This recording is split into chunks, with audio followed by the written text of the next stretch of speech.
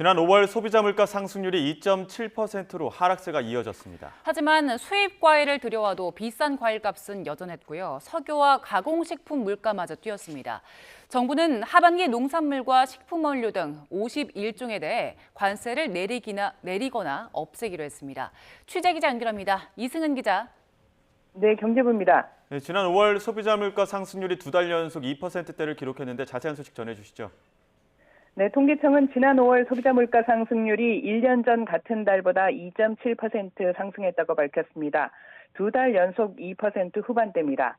소비자 물가 상승률은 지난 1월 2%대로 내려온 뒤 2월과 3월 3%대로 올라섰다가 지난 4월에 2.9%로 다시 2%대로 내려왔는데 0.2%포인트 더 떨어진 겁니다.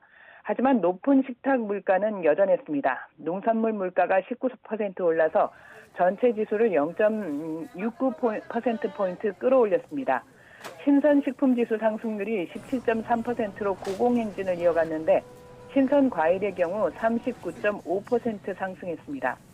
배가 126% 넘게 올라 역대 최고치를 기록했고 사과가 석 달째 80%대 상승률을 기록했습니다.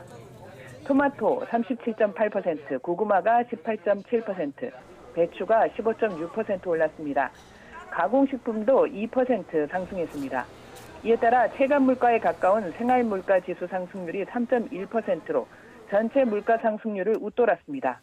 특히 국제 유가 상승에 따라 석유류 물가 상승률이 3.1%로 나타나 16개월 만에 가장 높은 수준을 보였습니다. 지역 난방비가 12% 넘게, 시내버스료도 11% 넘게 올라서 물가를 끌어올렸습니다. 물가의 기조적 흐름을 보여주는 OECD 방식 근원 물가인 식료품 및 에너지 제외 지수는 2.2%로 나타났습니다. 유가와 날씨가 앞으로의 변수입니다. 정부는 하반기 농산물과 식품원료 51종에 대해 할당 관세를 적용하기로 했습니다. 바나나와 파인애플 등 과일류 28종에 대한 할당 관세를 하반기까지 연장합니다. 또 할당 관세를 새로 적용하는 물을 비롯해 배추 등 농산물 4종에 대해서도 유지합니다. 또 오렌지와 커피 농축액 등을 추가해 식품 원료 19종에 할당 관세를 적용해 기업 원가 부담을 완화할 계획입니다. 지금까지 YTN 이승은입니다.